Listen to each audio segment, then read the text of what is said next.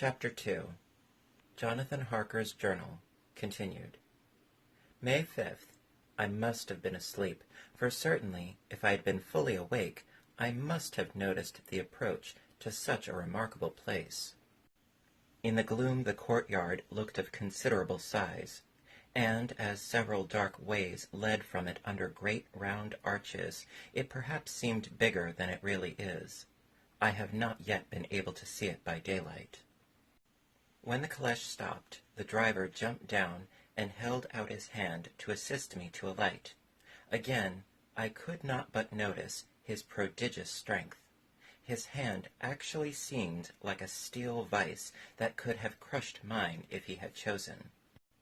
Then he took out my traps and placed them on the ground beside me as I stood close to a great door, old and studded with large iron nails, and set in a projecting doorway of massive stone.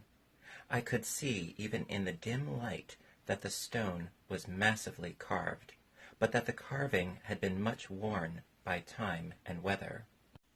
As I stood, the driver jumped again into his seat and shook the reins. The horses started forward, and trap and all disappeared down one of the dark openings. I stood in silence where I was, for I did not know what to do. Of bell or knocker there was no sign. Through these frowning walls and dark window openings it was not likely that my voice could penetrate. The time I waited seemed endless, and I felt doubts and fears crowding upon me.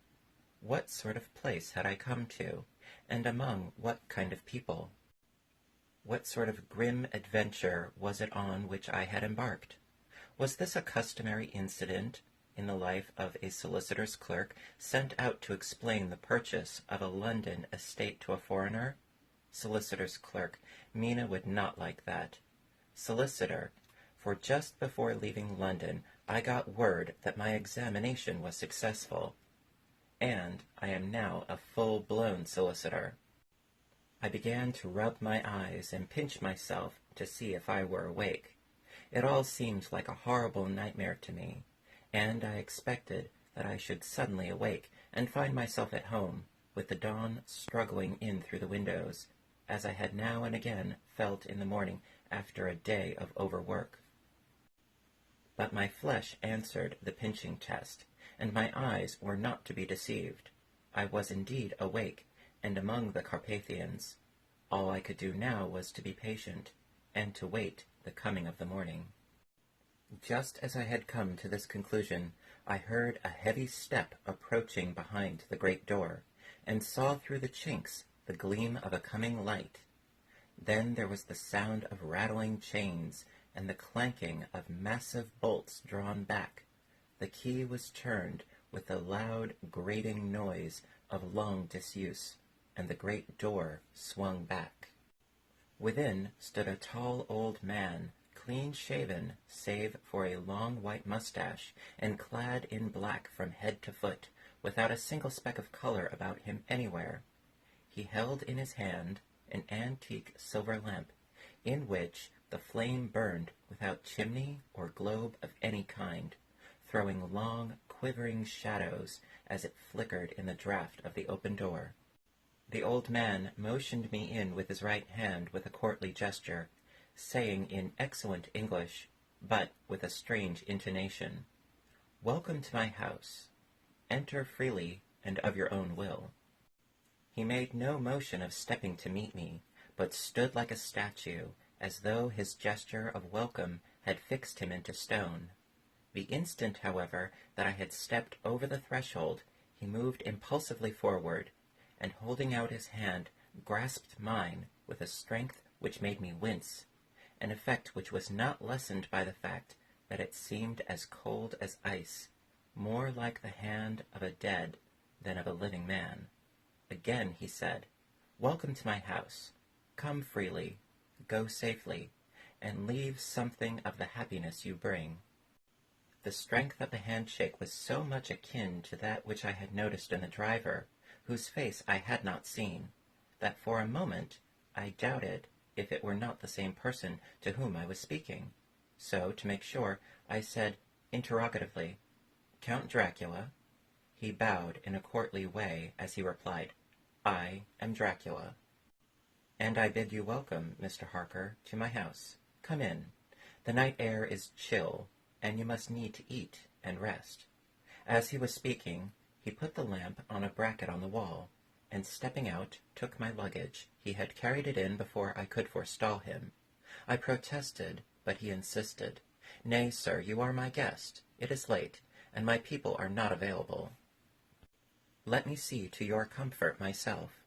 He insisted on carrying my traps along the passage, and then up a great winding stair, and along another great passage, on whose stone floor our steps rang heavily.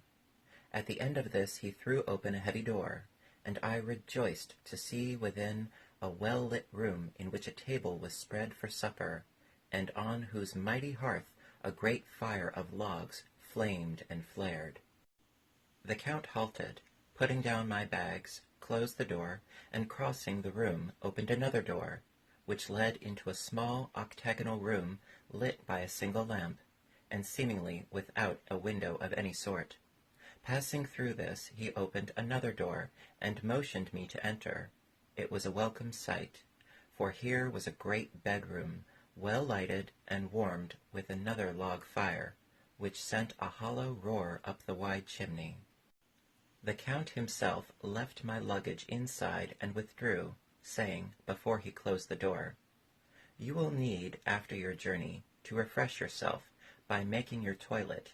I trust you will find all you wish. When you are ready, come into the other room, where you will find your supper prepared." The light and warmth and the Count's courteous welcome seemed to have dissipated all my doubts and fears. Having then reached my normal state, I discovered that I was half famished with hunger, so making a hasty toilet, I went into the other room. I found supper already laid out. My host, who stood on one side of the great fireplace, leaning against the stonework, made a graceful wave of his hand to the table, and said, "I pray you, be seated and sup how you please. You will, I trust, excuse me that I do not join you, but I have dined already, and I do not sup." I handed to him the sealed letter which Mr. Hawkins had entrusted to me. He opened it and read it gravely. Then, with a charming smile, he handed it to me to read. One passage of it, at least, gave me a thrill of pleasure. "I much regret that an attack of gout, from which malady I am a constant sufferer, forbids absolutely any travelling on my part for some time to come. But I am happy to say I can send a sufficient substitute, one in whom I have every possible confidence. He is a young man, full of energy and talent in his own way, and of a very faithful disposition. He is discreet and silent, and has grown into manhood in my service. He shall be ready to attend on you when you will during his stay, and shall take your instructions in all matters." The Count himself came forward, and took off the cover of a dish, and I fell to at once on an excellent roast chicken. This, with some cheese and a salad, and a bottle of old Tokay, of which I had 2 glasses, was my supper. During the time I was eating it, the Count asked me many questions as to my journey, and I told him by degrees all I had experienced. By this time I had finished my supper, and by my host's desire had drawn up a chair by the fire and begun to smoke a cigar which he offered me, at the same time excusing himself that he did not smoke. I had now an opportunity of observing him, and found him of a very marked physiognomy. His face was a very strong aquiline, with high bridge of the thin nose, and peculiarly arched nostrils, with lofty domed forehead, and hair growing scantily round the temples, but profusely elsewhere. His eyebrows were very massive, almost meeting over the nose, and with bushy hair that seemed to curl in its own profusion. The mouth, so far as I could see it under the heavy mustache, was fixed and rather cruel-looking, with peculiarly sharp white teeth. These protruded over the lips, whose remarkable ruddiness showed astonishing vitality in a man of his years. For the rest, his ears were pale, and at the tops extremely pointed. The chin was broad and strong, and the cheeks firm, though thin. The general effect was one of extraordinary pallor. Hitherto I had noticed the backs of his hands as they lay on his knees in the firelight, and they had seemed rather white and fine, but seeing them now close to me, I could not but notice that they were rather coarse, broad, with squat fingers. Strange to say, there were hairs in the center of the palm. The nails were long and fine, and cut to a sharp point. As the Count leaned over me, and his hands touched me, I could not repress a shudder. It may have been that his breath was rank, but a horrible feeling of nausea came over me, which, do what I would, I could not conceal. The Count, evidently noticing it, drew back, and with a grim sort of smile, which showed more than he had yet done his protuberant teeth, sat himself down again on his own side of the fireplace. We were both silent for a while, and as I looked towards the window I saw the first dim streak of the coming dawn.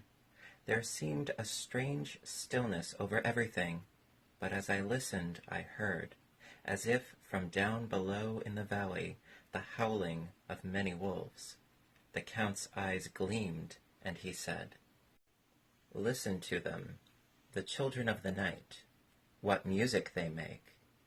Seeing, I suppose, some expression in my face strange to him, he added, "Ah, sir, you dwellers in the city cannot enter into the feelings of the hunter."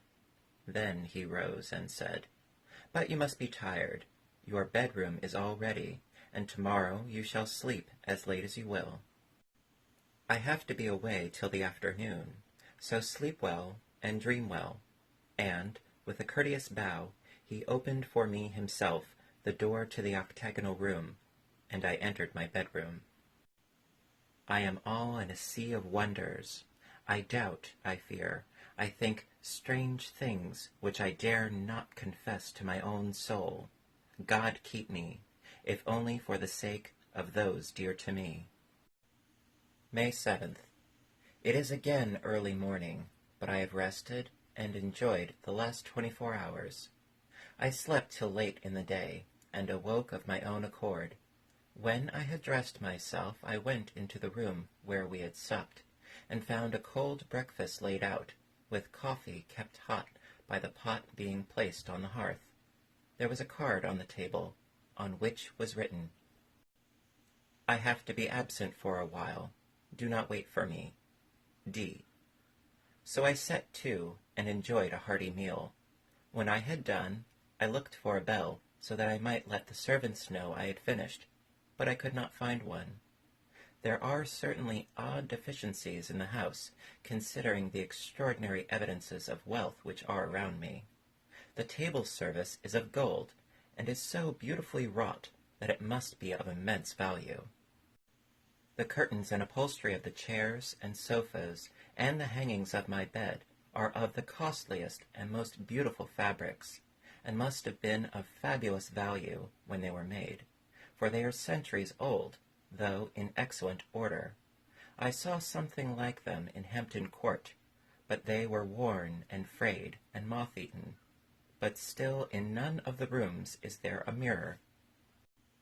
There is not even a toilet glass on my table, and I had to get the little shaving glass from my bag before I could either shave or brush my hair. I have not yet seen a servant anywhere, or heard a sound near the castle except for the howling of wolves. When I had finished my meal, I do not know whether to call it breakfast or dinner, for it was between 5 and 6 o'clock when I had it. I looked about for something to read, for I did not like to go about the castle until I had asked the Count's permission. There was absolutely nothing in the room, book, newspaper, or even writing materials, so I opened another door in the room and found a sort of library. The door opposite mine I tried, but found it locked. In the library I found, to my great delight, a vast number of English books, whole shelves full of them, and bound volumes of magazines and newspapers. A table in the center was littered with English magazines and newspapers, though none of them were of very recent date.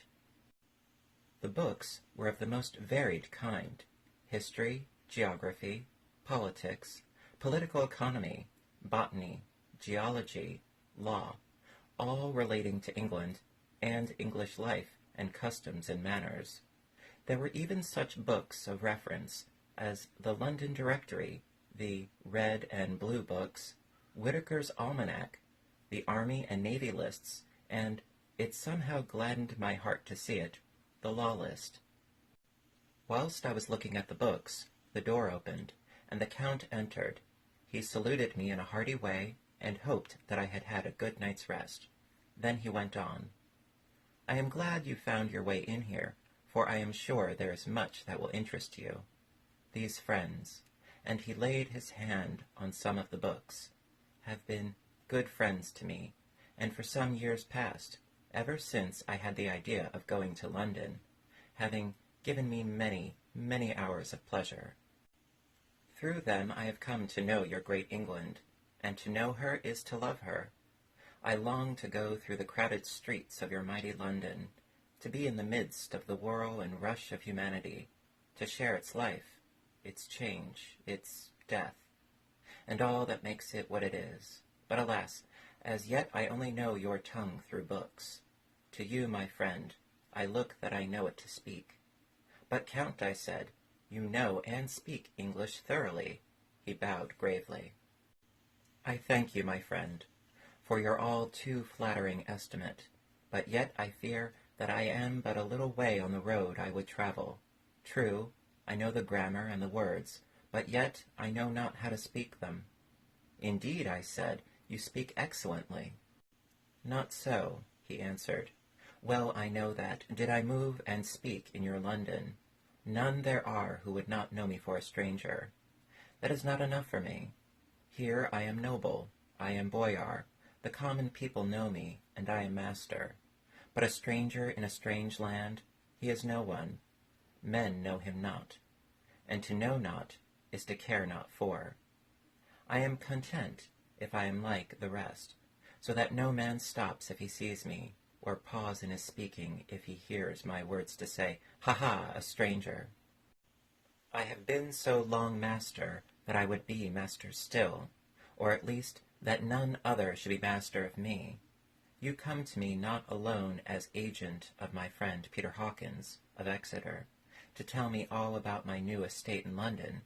You shall, I trust, rest here with me a while, so that by our talking I may learn the English intonation, and I would that you tell me when I make error, even of the smallest, in my speaking.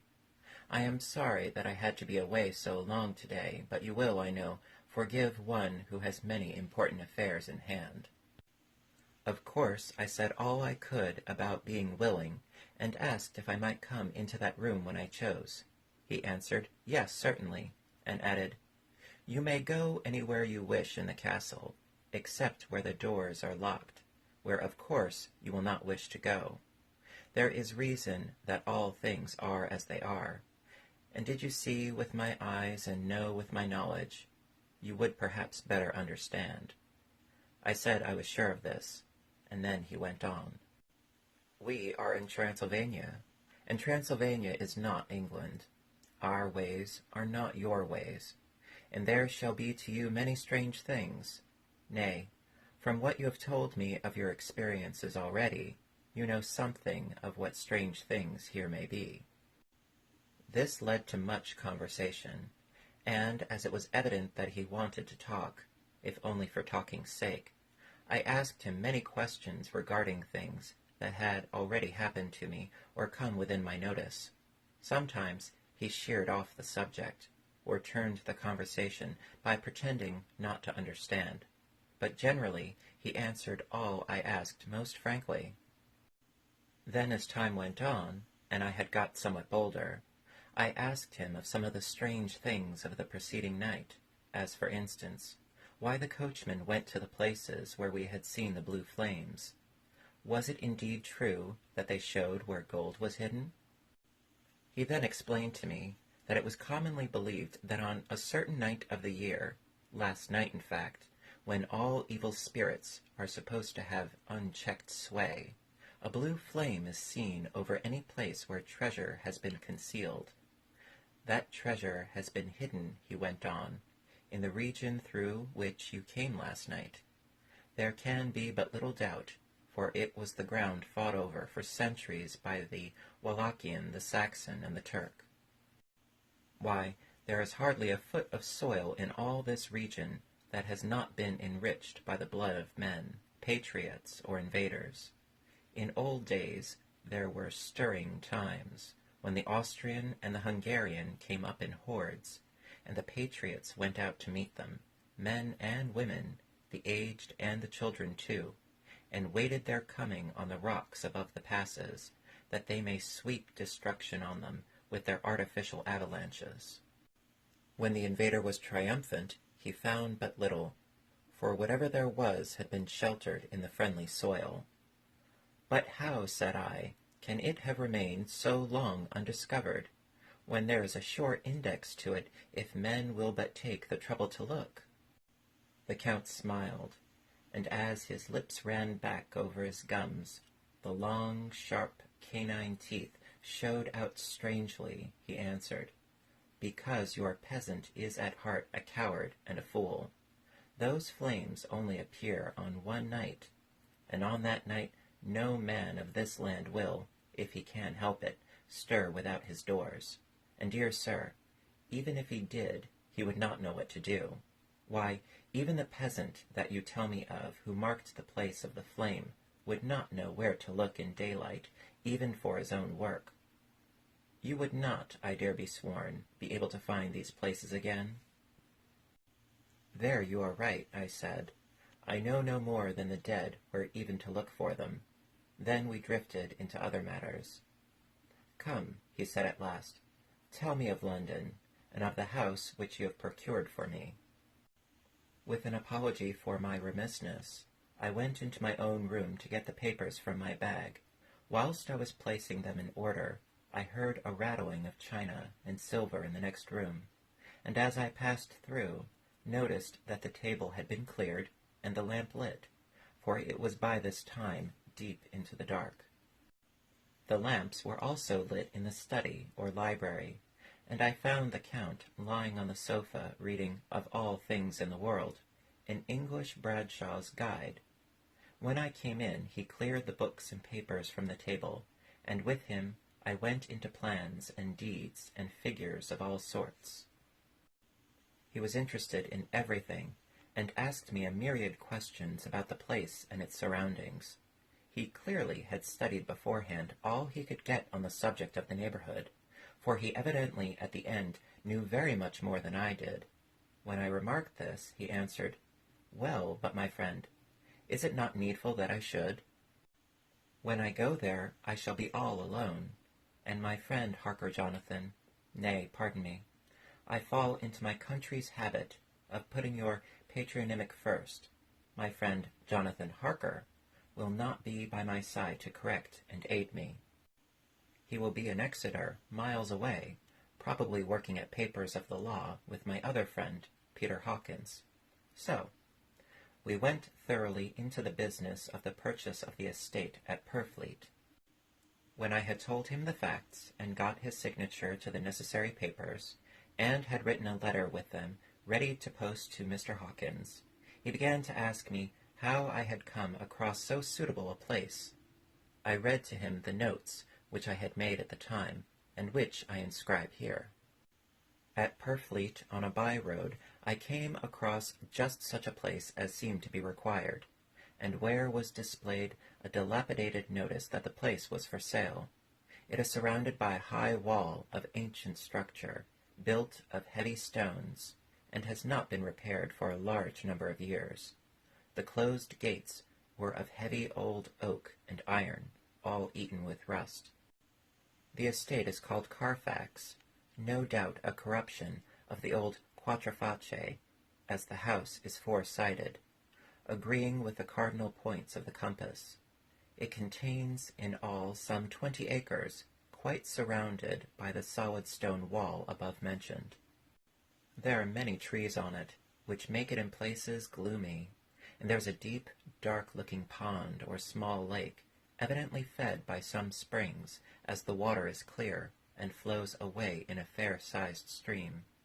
The house is very large, and of all periods back, I should say, to medieval times, for one part is of stone immensely thick, with only a few windows, high up and heavily barred with iron.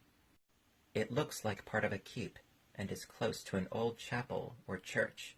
I could not enter it, as I had not the key of the door leading to it from the house, but I have taken with my kodak views of it from various points. The house has been added to, but in a very straggling way, and I can only guess at the amount of ground it covers, which must be very great. There are but few houses close at hand, one being a very large house, only recently added to, and formed into a private lunatic asylum. It is not, however, visible from the grounds. When I had finished, he said, "I am glad that it is old and big. I myself am of an old family, and to live in a new house would kill me. A house cannot be made habitable in a day, and after all, how few days go to make up a century. I rejoice that there is a chapel of old times. We Transylvanian nobles love not to think that our bones may be amongst the common dead. I seek not gaiety nor mirth, not the bright voluptuousness of much sunshine and sparkling waters which please the young and gay. I am no longer young, and my heart, through weary years of mourning over the dead, is not attuned to mirth. Moreover, the walls of my castle are broken, and the shadows are many, and the wind breathes cold through the broken battlements and casements. I love the shade and the shadow, and would be alone with my thoughts when I may." Somehow his words and his looks did not seem to accord, or else it was that his cast of face made his smile look malignant and saturnine. Presently, with an excuse, he left me, asking me to put all my papers together. He was some little time away, and I began to look at some of the books around me. One was an atlas, which I found opened naturally at England, as if that map had been much used. On looking at it, I found in certain places little rings marked, and on examining these, I noticed that one was near London, on the east side, manifestly where his new estate was situated. The other two were Exeter and Whitby, on the Yorkshire coast. It was the better part of an hour when the Count returned. "Aha," he said, "still at your books? Good. But you must not work always. Come, I am informed that your supper is ready." He took my arm, and we went into the next room, where I found an excellent supper ready on the table. The Count again excused himself, as he had dined out on his being away from home.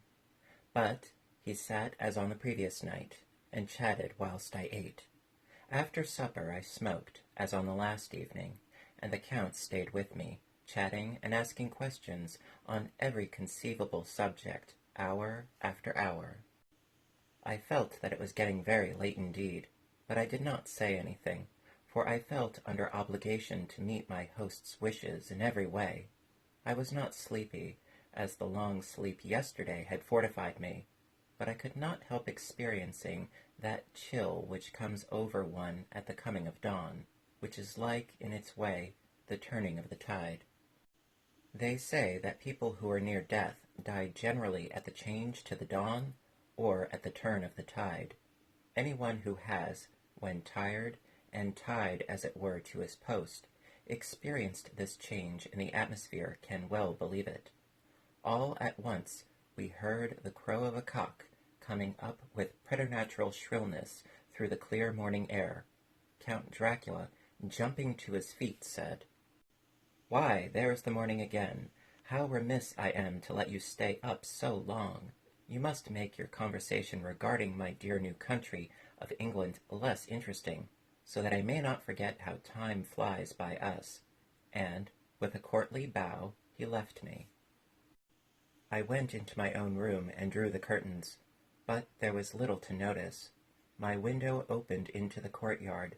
All I could see was the warm, gray, quickening sky, so I pulled the curtains again, and have written of this day. May 8th. I began to fear as I wrote in this book that I was getting too diffuse, but now I am glad that I went into detail from the first, for there is something so strange about this place, and all in it, that I cannot but feel uneasy. I wish I were safe out of it, or that I had never come. It may be that this strange night existence is telling on me, but would that that were all.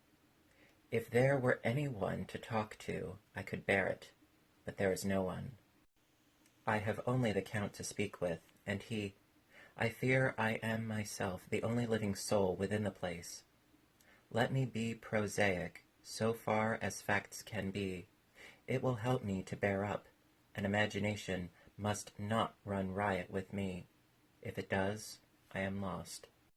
Let me say at once how I stand, or seem to. I only slept a few hours when I went to bed, and feeling that I could not sleep any more, got up. I had hung my shaving-glass by the window, and was just beginning to shave.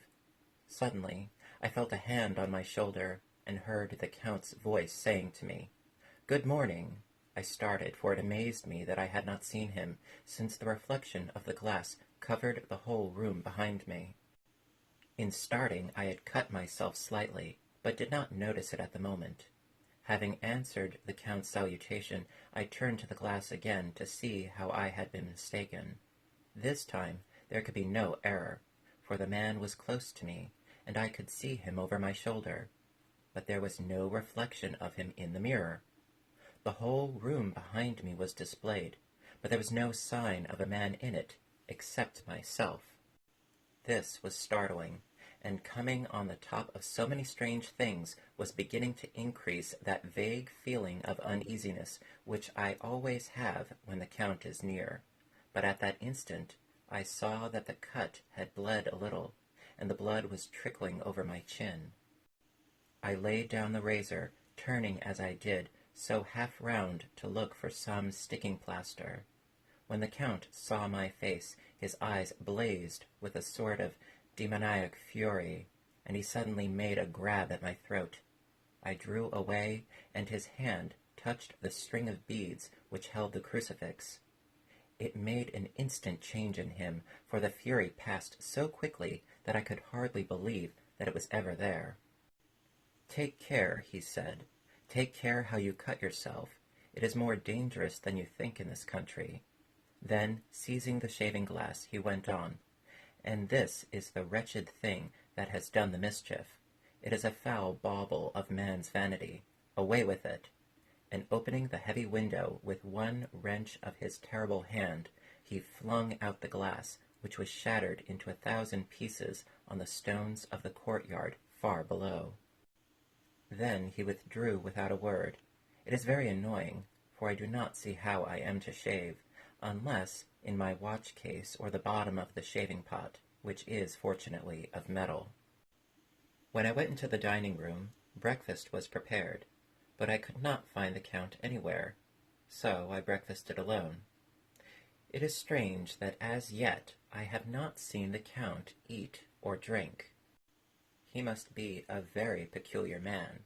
After breakfast, I did a little exploring in the castle. I went out on the stairs and found a room looking towards the south. The view was magnificent, and from where I stood there was every opportunity of seeing it. The castle is on the very edge of a terrible precipice. A stone falling from the window would fall 1,000 feet without touching anything. As far as the eye can reach is a sea of green tree-tops, with occasionally a deep rift where there is a chasm. Here and there are silver threads where the rivers wind in deep gorges through the forests. But I am not in heart to describe beauty, for when I had seen the view, I explored further. Doors, doors everywhere, and all locked and bolted. In no place, save from the windows in the castle walls, is there an available exit.